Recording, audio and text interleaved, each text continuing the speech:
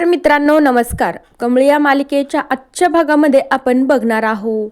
आता ह्या सगळा जो हादसा काही घडला आहे त्याच्यामुळे अन्नपूर्णा तर कोमात जाते आणि बाबांना तर पॅरालिसिस झालेलाच असतो. पण आता अन्नपूर्णाच्या रूममध्ये निंगी कमळी आता त्या तर तिकडं कॉलेजलाच असतात, पण मात्र अन्नपूर्णाच्या रूममध्ये रागिनी, कामिनी आणि अनिका तिथे मात्र त्या हजर असता. बाबाही मात्र खुर्चीवर बसून तिथेच असता.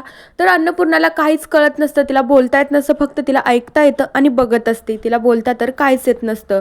पण आता त्यावेळी रागिनीला मात्र आणि कामिनीला तिला मात्र अन्नपूर्णाला जिवंत ठेवायचं असतं म्हणून या दोघीजणी तिला नाश्ता भरवत असता.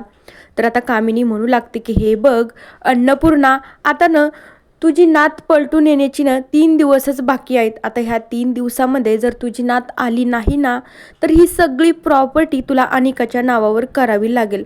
दुसरं तुझ्याकडे कुठलंही ऑप्शन उरलेलं नाही. अनिका आणि रागिनी तर जाम खुश होत असतात आणि त्यावेळी मात्र अपूर्णाला हे तर अजिबात आवडत नाही, पण तिला काहीच करता येत नसतं. बाबाही खूप रागाने त्या अमिनीकडे बघू लागता, पण मात्र त्यांनाही काहीच करता येत नसतं.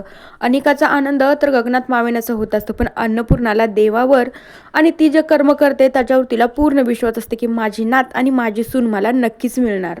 दुसरीकडे अनिका कॉलेजमध्ये जाते. काय तिचा ॲटिट्यूड ती कमळीला म्हणू लागते, आता 2 दिवसांनी ना मी या कॉलेजची ट्रस्टी होणार आहे. तर कमळी मात्र म्हणू लागते, तुला सांगू का एक, तुझा हा और ॲक्टिंगपणाने तिकडेच राहू दे. पण कॉलेजची ट्रस्टी आतापर्यंत अन्नपूर्णा मॅडमच होत्या आणि इथनं पुढं पण त्याच राहणार आहे, त्याच्यामुळे तू मला काहीच सांगू नको. तर आता अनिका म्हणू लागते, अगं ए गावछाप कमळी, मी काय म्हणते ते ऐकून तर घे ना. आता 2 दिवसांनी अन्नपूर्णा आजीना, अन्नपूर्णा मॅडमना ते त्यांच्या पदीहून आता हटणार आहे आणि मी तिथे जाणार आहे. तर कमळीला आणि ऋषीला तर धक्काच बसतो. तर दुसरीकडे निंगी एकदम आनंदाची बातमी घेऊन रागिनी आणि कामिनीकडे येते. तिला वाटत असते की यांनाही भारीच वाटेल, पण त्यांना मात्र ते अजिबात आवडत नसतं.